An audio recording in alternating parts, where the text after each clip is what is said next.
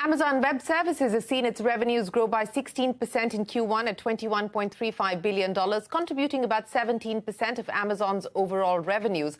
While growth was ahead of estimates, the pace of growth is slower than the previous quarter. Now, AWS is not immune to the challenges that the tech business is seeing and has also seen job cuts as part of Amazon's plans to lay off. India continues to be a big focus area, though, where AWS does enjoy a leadership position. Having invested about $3.7 billion in India since 2016 to set up its cloud infrastructure and service the market, AWS is ready to make a bigger bet. Joining us now to talk about the global outlook and the India roadmap, I have with me Adam Selipsky, the CEO of AWS. Adam, many thanks for joining us here on the Global Dialogues. Appreciate your time. Before I talk to you about India, Adam, let's talk about the global demand outlook. Clearly, the macroeconomic headwinds are not helping your business at this point in time. You have, of course, talked about the slowdown that we have seen. Your CFO has talked about the fact that revenue trends in April are trending lower by almost 500 basis points. Given where you see yourself today, and I know you believe that in the long term your prospects look strong, but how much pain do you anticipate in the short to the medium term? Good day, and thank you so much for having me on. It's such a pleasure to be with you all. I was just in India very recently for an entire week and was just so energized by all the activity there. And that really matches how we do think about the business worldwide. We feel very solid about the outlook for AWS. Customers continue to adopt the cloud. And really all of the reasons why over the past 17 years we've been the leader in this space and the pioneer in it remain true today. So it's true that in the short term, many companies worldwide are cost conscious. There is some belt tightening going on as folks look to optimize their spend on the cloud. And as you mentioned, that's just had a short-term impact just on pure growth rates. But we think that's actually a good and healthy thing for our customers to be doing. We want them to be efficient, and we want them to be really making the best use of their cloud spend possible. So I think companies will spend a period of time doing that cost optimization, and then we'll be ready to reaccelerate. Now, at the same time, I'll say that it's really important to keep on innovating. And we see so many companies not just cost cutting, but actually continuing, given how efficiently they can operate in the cloud, we see so many companies continuing to figure out new offerings, new ways, better ways to reach their customers so that when their part of the economy does turn around, they'll be better positioned than their competitors to capture that demand. You're right in pointing out, Adam, that this is not AWS specific. We are, of course, seeing many companies having to deal with the kind of slowdown that we are seeing. But I want to pick up on two of the issues that you spoke of. And you said that you do expect your clients to go in for cost optimization, and that is something that you are seeing today. But you also hope that there will be a reacceleration. My question is this cost optimization only a cut in spends at this point in time, or are you actually seeing deferrals take place as well? And when do you anticipate this reacceleration to kick back in?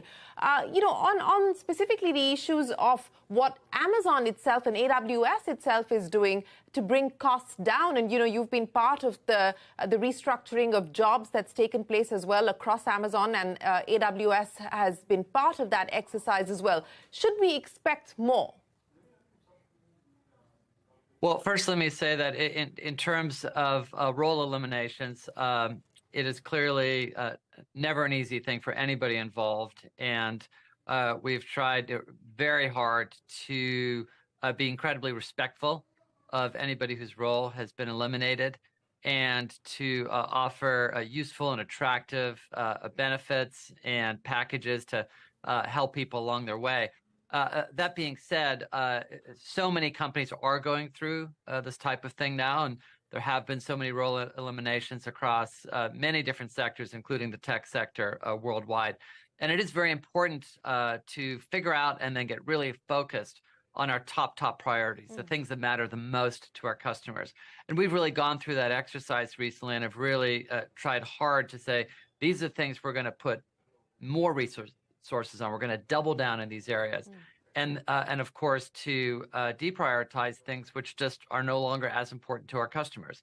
Now, in most cases, that's just meant moving people around between projects, between teams, and so forth. There have been times, of course, where what we've needed to do is to get new skill sets onto the team, and for the most part, those are the cases where we've unfortunately had to eliminate roles.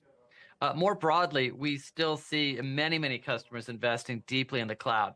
I was with a Fortune 100 bank last week, and they have already moved hundreds of applications into the cloud onto AWS, and they're looking to do far more of that and to move up to the next 1,000 applications onto the cloud.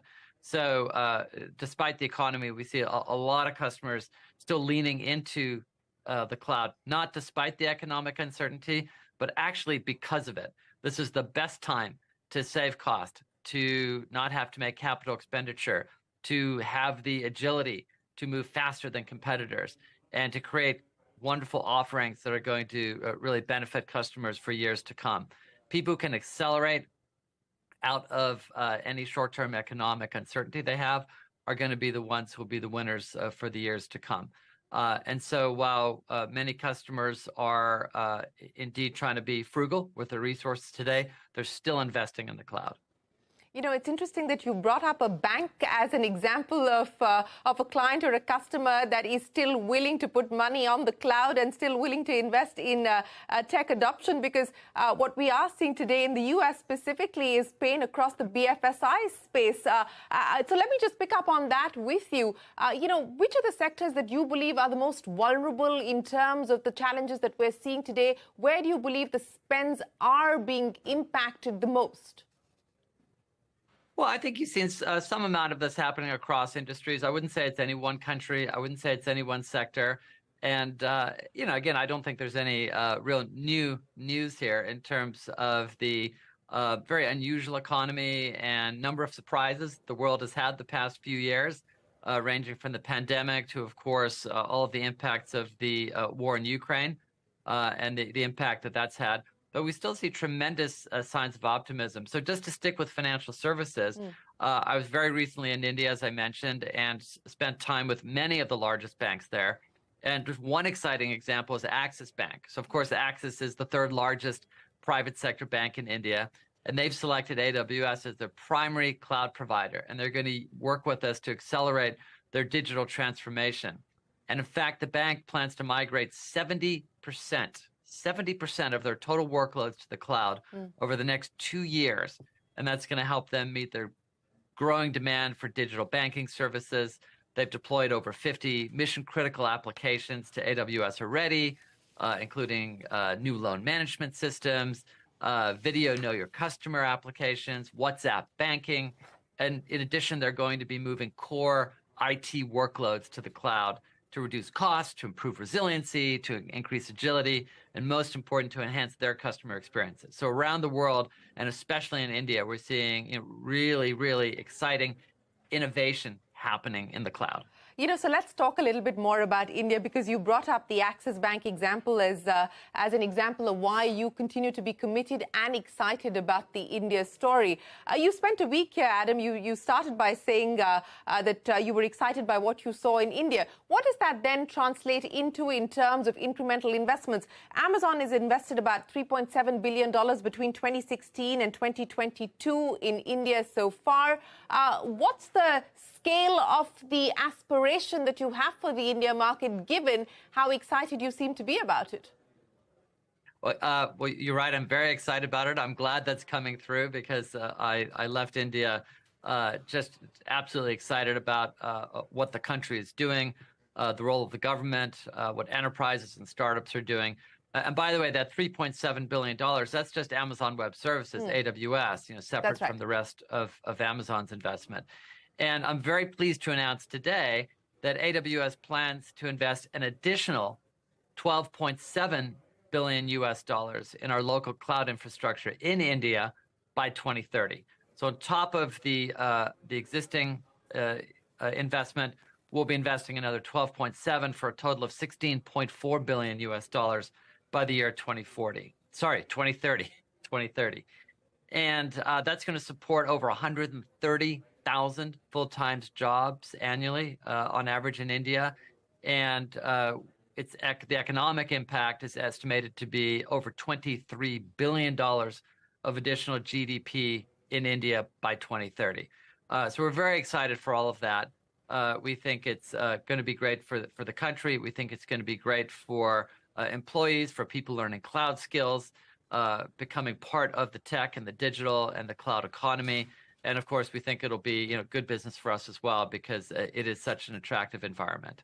Well, that's certainly the big headline coming in from you, Adam. $12.7 billion to be invested in India by AWS by 2030. If you can give me some indication of where this investment is going to go into, what you're going to be spending this money on specifically. It's really in a whole number of areas. So in 2016, we opened our first large series of data centers. Yes. We call that an infrastructure region. And that first region was in Mumbai, and we continue to grow that significantly. And then last year, we opened up a whole second series of data centers, a second infrastructure region in Hyderabad. And so we anticipate growing all of that infrastructure rapidly between now and 2030. In addition, of course, we'll be investing directly in a very sizable team in India in all the different business functions. So we think that'll be important. And then there are a number of other areas. So we're committed to being 100% renewable energy across all of Amazon by 2025. And we're already over 85% of the way there. And what that means is that we've become the largest corporate purchaser of renewable energy on Earth, 4 times larger than the second largest purchaser. And a lot of that's happening in India. So in order to power our operations there, we've already invested in 6 large utility scale projects to generate renewable energy, which total over 920 megawatts. That's enough to power almost 1 million average sized Indian households. So those are renewable energy projects happening inside of India. In addition, we've committed to becoming water positive by 2030.